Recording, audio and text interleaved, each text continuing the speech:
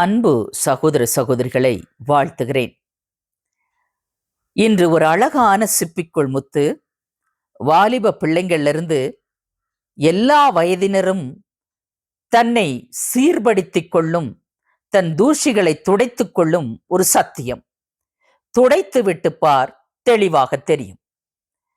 யாக்கோபு 1:23 எண்ணத்தினாலெனில் ஒருவன் திருவசனத்தை கேட்டும் அதன்படி செய்யாதவனானால் கண்ணாடியிலே தன் சுபாவ முகத்தை பார்க்கிற மனுஷனுக்கு ஒப்பாயிருப்பான். 2 முகம் 2 கண்ணாடி நான் பேசப்போவது. ஒன்று மாமிச முகம், இன்னொன்று சுபாவ முகம். கண்ணாடியில் 2 வகை.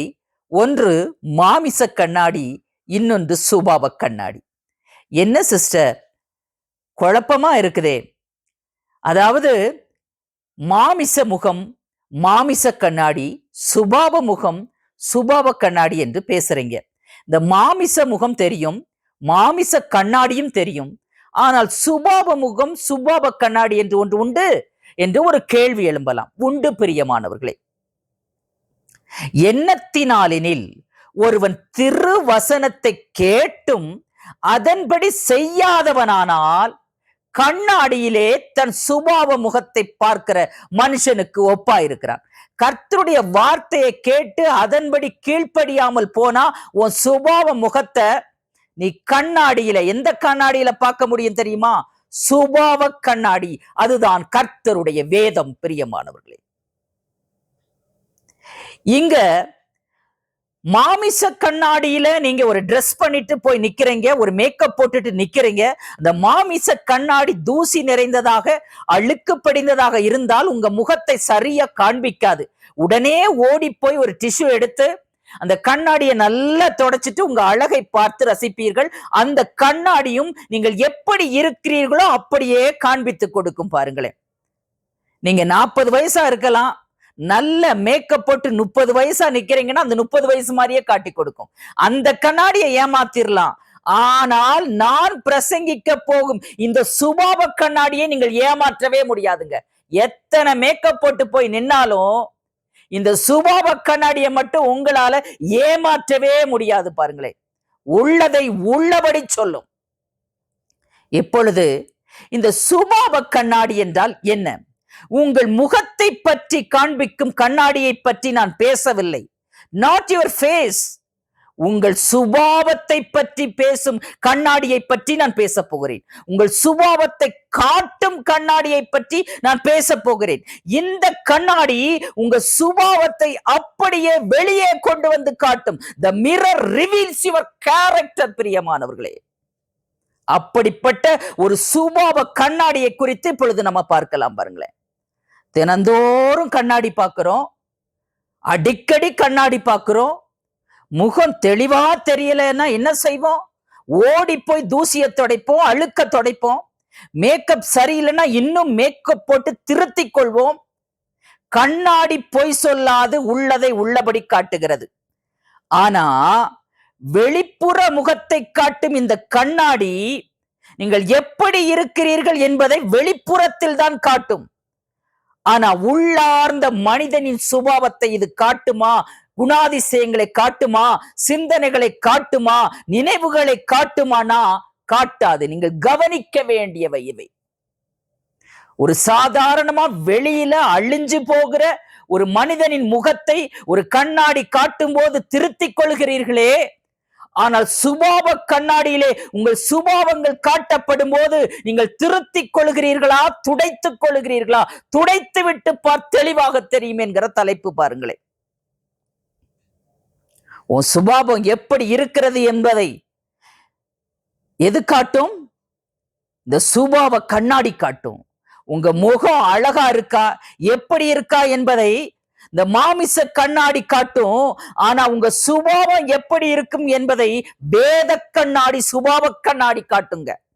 அதுதான் சுபாவ கண்ணாடி, வேத கண்ணாடி. எப்படி என்ன காட்டும் இந்த வேத கண்ணாடி?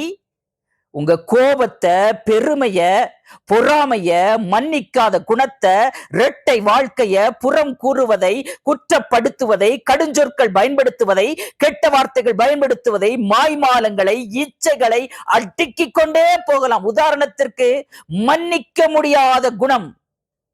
இந்த மாம்ச கண்ணாடி மேக்கப் போட்டு ஏமாத்தலாம்னு சொன்னேன்.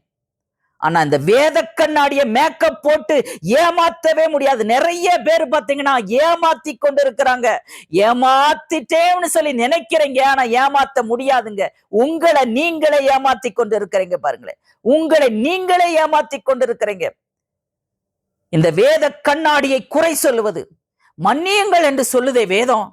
எப்படி மன்னிக்க முடியும்? அவ்வளவு துரோகம் பண்ணவனை மன்னிக்க முடியுமா? பிறனை புறம் கூறாதே என்று சொல்லுகிறது. எப்படி புறம் கூறாம இருந்தா என் மண்டையை வெடிச்சிருமே. குற்றப்படுத்தாம என்னால இருக்கவே முடியாதே. நன்மை செய்தாலும் குற்றப்படுத்துவேன், ஊழியர்களையும் குற்றப்படுத்துவேன். நல்ல அந்நிய பாஷை பேசினாலும் கடுஞ்சொற்கள், கெட்ட வார்த்தை பேசாம இருக்க முடியாதே. இது எப்படி வேதம் இவ்வளவு ஸ்ட்ரிக்டா சொல்லுது? இந்த வேத கண்ணாடி, இந்த வேத கண்ணாடி சரியில்லை. ஏன்னா உங்களுக்கு அந்த சுபாவத்தை மாற்ற முடியல. எனவே வேத கண்ணாடி சரியில்லை என்கிற ஒரு சாக்கு போக்கு. அது மட்டுமல்ல, நான் நன்றாகத்தான் இருக்கிறேன், பரிசுத்தமாகத்தான் இருக்கிறேன் என்று ஏமாற்றுகிற ஒரு வாழ்க்கை பாருங்களேன். யாக்கோபு 1:24 சொல்லுகிறது, அவன் தன்னைத்தானே பார்த்து, எதிலே பார்த்து? வேத கண்ணாடியிலே பார்த்து அவ்விடம் விட்டு போனவுடனே தன் சாயல் இன்னதென்பதை மறந்து விடுவான். போதிக்கிற நேரம் நம்ம மாற்றிக்கொள்ள வேண்டும் என்று நினைப்பான், பார்ப்பான், எல்லாம் செய்வான், வாசிப்பான், வேத தியானம் செய்வான். அந்த பக்கம் போன உடனே சூழ்நிலைக்கு ஏற்ற மாதிரி எல்லாவற்றையும் மறந்து தன்னை மாற்றிக்கொள்வான், புறங்கூறுவான், இரட்ட வாழ்க்கை வாழ்வான், பொறாமை கொள்வான், பெருமை பேசுவான், கோபம் எல்லாம் வந்துரும். பாருங்களேன், இந்த பைபிள் என்கிற வேத கண்ணாடியில பாக்குறான், குறை தெரியுது, ஆனா சரி செய்ய முடியல. திரும்பி போய் அதே போலதான் வாழ்றான். எப்படி வாழ்றான்? மனுஷனை ஏமாற்றுவது போல ஆண்டவரை ஏமாற்றி விட்டோம் என்று நினைத்து வாழ்கிறான். தன்னைத்தானே ஏமாற்றுகிறான். வேத வாசிப்பான், பிரசங்க பண்ணுவான், ஜெபிப்பான், ஆனா வாழ்க்கை மட்டும் மாறவே மாறாது. பாருங்களேன், மாறவே மாறாது. வேதத்தை ஏமாற்ற முடியாது. கிறிஸ்து தான் வார்த்தை, வார்த்தை தான் கிறிஸ்து. கிறிஸ்துவை எங்கேயாவது ஏமாற்ற முடியுமா? பிரியமானவர்களே, தன்னுடைய குறைகளை மறைத்து கொண்டு துடைக்காமலே வாழ்ந்து கொண்டிருப்பான். எனவே அவன் குற்றங்கள் அவனுக்கு பெரிதாக தெரியவே செய்யாது.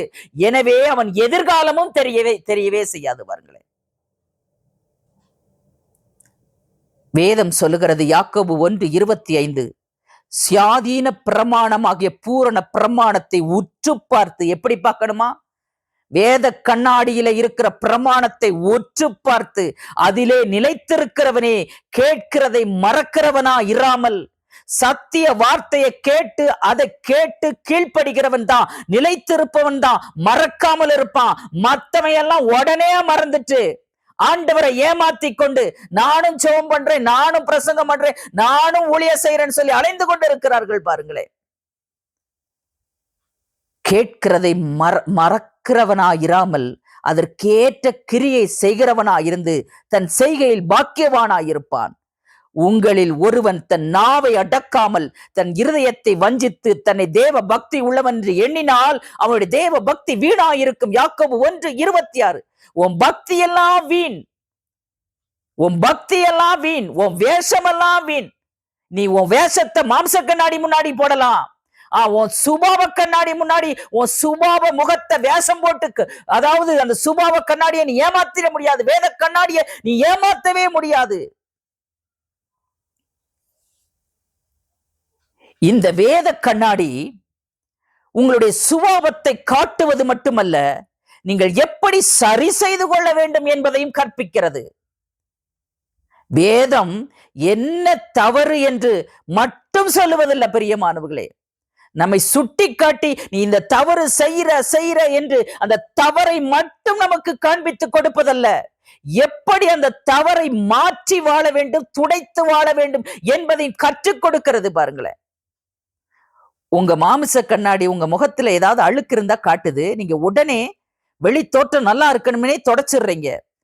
ஆனா இந்த சுபாவ கண்ணாடியும் உங்களுடைய அழுக்கை காட்டுவது மட்டுமல்ல, அது எப்படி சரி செய்ய வேண்டும் என்பதையும் காட்டுகிறது பாருங்களேன். ஆனால் சரி செய்கிறோமா? இல்லை.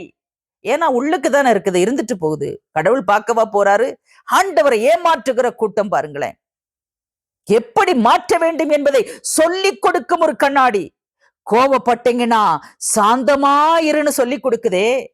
மன்னிக்காதவரை மன்னித்து விடு, சிலுவையை பார் என்று சொல்லி கொடுக்கிறதே. இயேசு கிறிஸ்துவின் அன்பை பார் என்று சொல்லி கொடுக்கிறதே. தன்னை காட்டி கொடுத்தவனையே சிநேகிதனே என்று சொல்லி அழைத்து அந்த மன்னித்ததை காண்பிக்கிறதே. திருடனை மன்னித்த அந்த அன்பை காண்பிக்கிறதே. புறம் கூறாதே என்று வேதம் சொல்லுகிறது. அவருடைய கூடாரத்தில் பிரவேசிக்க வேண்டுமென்றால் நீ புறம் கூறாதே என்பதை கற்றுக் கொடுக்கிறதே. கோல் சொல்லி தெரியாதே. வேதம் சொல்லுகிறது, நீ கோல் சொல்லி திரிகிறவனை கண்டிப்பார் என்று சொல்லுகிறதே. பெருமையோடு வாழாதே என்று சொல்லுகிறது. தாழ்மையை கற்றுக்கொள் என்று சொல்லுகிறதே. தாழ்மை உள்ளவனுக்கு கிருபை அளிக்கிறார். உன்னுடைய குறையும் சொல்லுது, நீ எப்படி திருத்திக் கொள்ளணும்னு உனக்கு போதிக்குது பாருங்களேன். இந்த வேத கண்ணாடி காட்டும் இந்த, அதாவது நமக்கு இதை திருத்திக்கொள் என்று காட்டும் இந்த காரியங்களை எல்லாம் நம்ம திருத்திக் கொள்கிறோமா? துடைத்து எரிகிறோமா? தினமும் மாம்ச கண்ணாடியை பார்க்கிறோம், ஆனா வேத கண்ணாடியை பார்க்கிறோமா? அப்படி பார்த்தாலும் அதை மறந்து விட்டு ஓடி போகிறோமே. ஆனால் அந்த வேத கண்ணாடி நிறைய டிப்ஸ் உங்களுக்கு கொடுக்குது, எப்படி உங்க வாழ்க்கை முறையை மாற்றிக்கொள்ள வேண்டும். அப்படி மாற்றினால் உங்க ஆத்துமா எவ்வளவு அழகா இருக்குன்னு காட்டுதே. இந்த மாமிச கண்ணாடியிலே நீங்கள் உங்களை சரிபடுத்தி கொண்டால் இந்த உலகம் உங்களை அப்ரிஷியேட் பண்ணும், அழகா இருக்கிறேன்னு சொல்லும். ஆனா சுபாவ கண்ணாடியை பார்த்து உங்களை நீங்கள் மாற்றிக்கொண்டால் ஒருவர் உங்களை ரொம்ப அப்ரிஷியேட் பண்ணுவாரு, ரொம்ப விரும்புவாரு, நீ ரொம்ப அழகா இருக்குன்னு சொல்வாரு. அவர் தான் கிறிஸ்து. கிறிஸ்து தான் வார்த்தை, வார்த்தை தான் கிறிஸ்து. பிரியமானவர்களே, முகம் அழகா இருக்க வேண்டும் என்று கவலைப்படுறோம், ஆனா சுபாவம் பரிசுத்தமா இருக்கான்னு கவலைப்படுறோமா? மாம்ச கண்ணாடி மனிதர்களுக்கு உன்னை பிடிக்க வைக்கும் பிரியமானவர்களே. சுபாவ கண்ணாடி தேவனுக்கு உன்னை பிடிக்க வைக்கும்.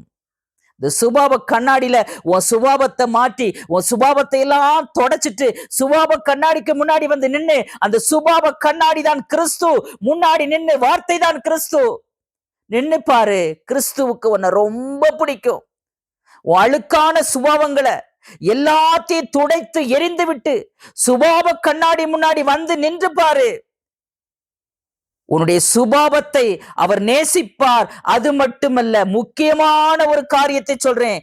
உன் சுபாவத்தை மட்டும் நேசிப்பது மட்டுமல்ல, உன் எதிர்காலத்தையும் அந்த கிறிஸ்து என்னும் கண்ணாடி, அந்த வேதம் என்கிற கண்ணாடி, அந்த சுபாவ கண்ணாடி, சத்தியம் என்னும் கண்ணாடி உன் எதிர்காலத்தையும் உனக்கு தெளிவா காட்டி உன்னை ஆசீர்வதித்து உயர்த்தும். God bless you.